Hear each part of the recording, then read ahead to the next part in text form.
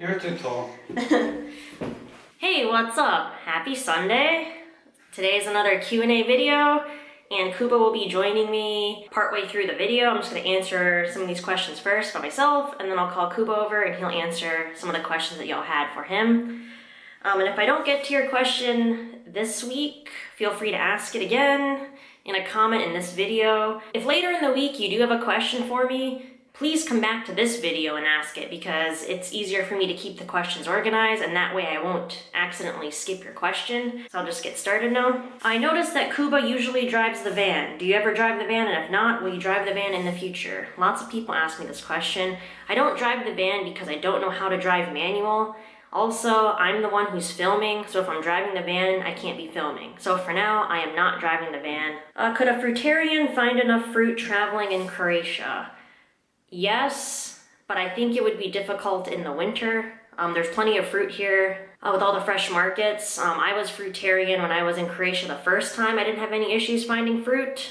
That was in the fall. In the winter, you'd probably have to stick to things like bananas and citrus, so I don't know how varied of a diet you would want, but there's plenty of fruit here, and it's good quality fruit too. Have you had any negative comments about being vegan? Yes, of course I have. On YouTube, it's pretty rare, but sometimes it happens. But in general, since I've been vegan, I went vegan 10 years ago, I've gotten plenty of comments, negative comments about being vegan. What are your thoughts on the more militant vegans? I don't feel like that's the best way to promote veganism, to be militant like that, but to each their own. I prefer the more like positive approach where I just show like this is my vegan lifestyle, and if you like it, cool. If you want to adopt it, awesome. I don't feel like it's helpful to like force it on other people. Do you have any tips on letting go of sentimental items? My mom passed away last year and I'm having a hard time letting go of a lot of her things.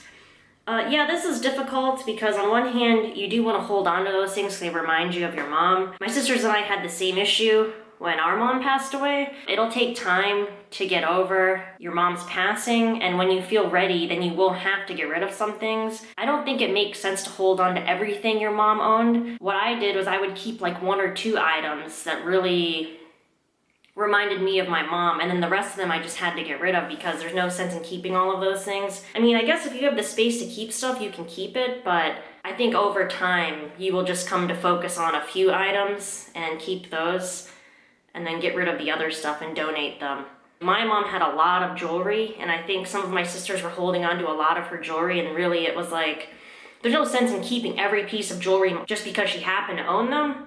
So we would just focus on a few items and keep those and have her memories that way, but we don't necessarily need to have all of her stuff because she had a lot of stuff. So I don't know if that's really helpful to you, but it does take time because you have to get over your mom passing away and then dealing with all of her stuff too, that's another issue. Who's your favorite author and what's your favorite book? Right now, one book that I can read over and over again is Ernest Hemingway's A Farewell to Arms. I really like his writing, and reading his books never get old to me. This year I've only read 17 books. His writing is still my favorite, so I guess I would say Ernest Hemingway. Do you take any supplements such as B12 or iron? I take a daily B12 supplement. It's just a spray. I just spray it into my mouth once a day and I'm good to go. But yeah, I don't take an iron supplement. It's not necessary. I get plenty of iron in the foods that I eat. How easy do you find getting a hold of vegan-friendly things like deodorant, washing up liquid toothpaste on your travels? It's very easy to find. I mean, the salt deodorant we have lasts a long time. You can find vegan soap anywhere. Never had an issue. There's little organic shops and chains. Even the bigger grocery stores sell cruelty-free, vegan-friendly hygiene products, cleaning up products, whatever, so it's never a problem. Do you still have savings that allow you to continue your travels, or are you supporting yourself solely via the vlog and busking? I don't have any savings, so this travel is funded through YouTube, the blog, Kuba's busking, and the affiliate programs. Okay, next question. For me, minimalism is as well awareness of my ecological footprint. I mean, cars have a significant impact when it comes to waste and air pollution. What is your opinion? So minimalism is different for everyone. For me, minimalism doesn't necessarily mean that I care about my impact on the environment. I do care to some extent, but traveling around in a van, living the way we do as minimalists, I feel like our environmental impact is a lot lower than someone who isn't vegan, who isn't living out of a van, who's living like a regular everyday life. Yeah, because I think it was in the Cowspiracy documentary. If you go to their website, they have a long list of sources when it comes to the environmental impacts of animal agriculture. Animal agriculture has a much larger impact than all modes of transportation combined when it comes to the negative impact on the environment. Being vegan, that's a big enough step in being a minimalist where I'm not buying that much stuff. I feel like that's good enough. I don't have to worry about how much you're driving the van, which we don't drive it that often anyways, or how many flights I'm taking. That's another criticism, that apparently minimalists can't fly because of the environmental impact. And it's similar to like how people are vegan. For me in Cuba, being vegan means being a healthy vegan, eating whole foods, plant-based, and avoiding processed foods, but that isn't the case for every vegan. A lot of vegans are just vegan because they want to minimize animal suffering, and that's totally fine. So it isn't the case that every vegan is a healthy vegan in the same way that it isn't the case that every minimalist cares about their impact on the environment.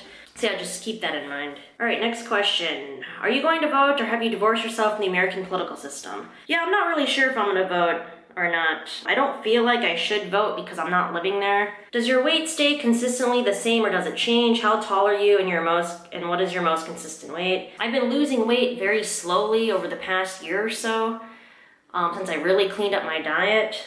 So I am 5 feet tall and 114 pounds. That's my most recent weight. And it stays around there. It might go up like a pound or two. It's just been steadily going down, down, down. Do you have a meal early morning before leaving for the day? I do have breakfast every day, soon after I wake up. Do you ever eat beans instead of peas? Yes. We like chickpeas, navy beans. I think those are our favorite beans. How do you wash your private areas? Perhaps I'm overthinking it, but I don't know how you guys do it, especially for the private areas. Hope that doesn't sound too private. I think she's referring to like, how do we use water? Because we don't use soap.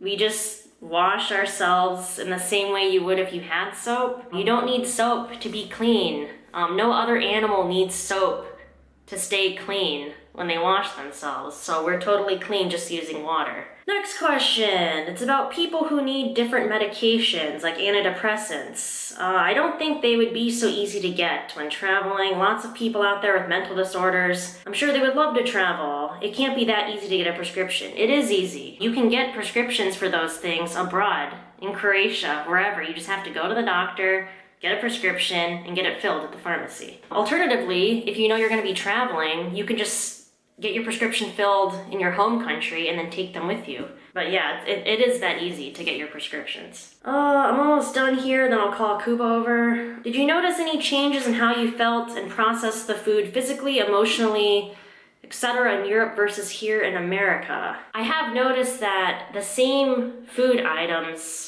in Europe and the States do vary in like what preservatives they have. I haven't noticed a difference in how I feel. I am eating way healthier now, but I could be eating the same way in the States, and I was for a while. There's better quality food over here, I feel like, especially the produce. It seems to be better quality.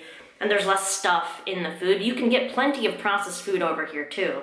Me feeling better while eating the food in Europe isn't because the food in Europe has less stuff in it. It's just because I'm eating better food. Like I'm eating more produce and whole foods, stuff like that. So you can definitely eat the same way in the States. And last question for me, where would you like to have a permanent home base right now with the knowledge you have at this moment? Probably Croatia. I feel like I answered that in the last Q&A too. Okay, I think I'm ready for you now. Okay. I'm super sweaty in here too because there's no AC. Okay. Do you want me to just read the questions Sure. to you? Okay. They want to know how your life choice to travel and live this lifestyle was received in Poland by your family. I think my family is like well used to me doing all the different things. Mm-hmm. But I know that they were a little worried Mm-hmm. because of like the job stability Mm-hmm. and stuff like that. But yeah, I think they're just used to me Doing stuff like that? yeah things. Yeah. Alright, next question. Will you ever make your music available for download or on CD? I will, and actually I have. Oh, for download? There's some Some of the covers that I do are available on SoundCloud. Those are like few covers. CD, not, because those are not my songs. There will be new stuff coming, so, and it will be all my music, slightly different, but but that's in future. I can't really tell when it's gonna be, but yeah, there will be something to download of my own music too. All right. How did you evolve into this lifestyle? I know we've talked about this on Patreon, but just give like a brief summarized version. I've always moved around. Even living in one city where I was growing up, I changed flats a lot and then start moving out from the city too, and it's just so I've always moved around. And then at some point when I was living in Scotland, I just found the minimalism, which kind of helped me to like get rid of things that that I don't really need, and the veganism kind of followed, and like eating mostly fruit. So it was a slow process. It wasn't really fast. Up to this point, it was probably about like 3, maybe 4 years. To get to this point. So they're saying that you speak, hear, and understand English very well. Which methods do you think helped you the most to become so proficient in English? Moving to the English-speaking country. I could speak English before I moved to Scotland because I was just learning at school. Moving to Scotland, being immersed in culture, working with people from Scotland, and when you move to the country and you have to speak the language, you just learn everything very, very fast, and you also learn those little things that are not necessarily possible to learn at school. But yeah, definitely moving to a country that language is spoken. Yeah, because you lived there for like 10 years. Yeah. So you learned almost it. 10 years. So when camping in the van for extended periods, does it ever get claustrophobic sharing it with Kuba? And also, you seem like a really happy couple all the time, but are there ever times when you really annoy each other? No. Yeah. No, basically. To both parts of the question. No, it doesn't get claustrophobic. Sometimes it gets uncomfortable. Yeah. Like just, sitting in a weird position. Yeah. If it's for a longer period of time, but that's just normal. But no, I never get annoyed. No, it's fine. We're together all day. Yeah, we're together like 24 hours a day, with the exception of maybe, a couple of hours where I go out busking. But That's why we decided to do the van thing. Because if there was any question that, like if we were getting annoyed with each other living in a flat, then there's no way we would survive doing it in a van. Exactly. Or traveling this way. Yeah. Yeah, it definitely wouldn't work. What languages do you speak? I speak Polish, obviously. I used to be pretty much fluent in Russian. Not so much anymore because I haven't used it for a long, long time. But probably if I had to, that would come back fairly quickly. Let's see, what languages do I know? I used to be fluent in Arabic, not anymore because I haven't used it for several years. Spanish, I am comfortable conversing in Spanish. Like in Spain, I was fine. I'm not fluent in Spanish, but I think besides Arabic, that's the language I understand the most. And then learning French, Polish. I kind of stopped studying Polish, but trying to pick it up. Who or what inspired your love of travel? I've always traveled, so even as a kid, with my family, we would always go like hiking through the mountains, like going to different places, even on the weekends, just going into the woods, walking around. So I kind of had it from the very beginning, where whenever you can, really, you go somewhere and you travel. So I guess that's what it is. That's been with me for my whole life. So yeah, and I don't really know how to answer that question either, because I've always moved around too. Ever since I was like little, I've been moving around. I think that's what it is. That's if you have it from when you were a kid. Yeah. It's just in you. You can't stop it. Because then it's just normal to move around. So, and the last question: what is one of the unpleasant things or events we've had to deal with during traveling? And I was thinking about this for a while, like what's one of the, some negative thing you've had to deal with? Probably the worst thing for me was getting my phone stolen in Berlin, but really that wasn't that big of a deal. Someone just took it out of my outside pocket on my kanken when I was at the Turkish market. So it was my fault because I left it in that pocket, but my personal property insurance covered it and they gave me money like immediately to go get a new phone, so it was fine. I honestly don't know how to answer that question. I don't remember anything that was like bad. Yeah, through my whole life with traveling, I don't remember anything that was like really bad. Like there were things that were like uncomfortable or like I don't know. Yeah, I don't know. There isn't anything that was like really bad experience. I don't remember anything being super unpleasant. Oh, another thing, there was one. When we were in Thailand, we took 2 trains. Yeah, one going from Bangkok to Chiang Mai and then one from Chiang Mai to Bangkok. Going from Bangkok to Chiang Mai, we took like a second class train, sleeper train. It was awesome. Coming back, we were like, let's pay a little more money, get first class.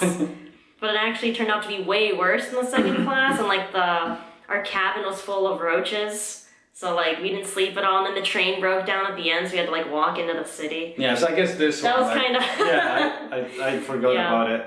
That was kind of a downer. Yeah, we didn't know there are 2 types of trains there. Yeah, There's new like one a new one and and the old one. Yeah. So if we were to buy a new one in the first class, that would probably be really nice. Be really nice. Yeah, but now we know. So yeah, I guess that's it then. That's all the questions we have. This is going to be a really long video, but check the video description for links to Kuba's SoundCloud and his channel.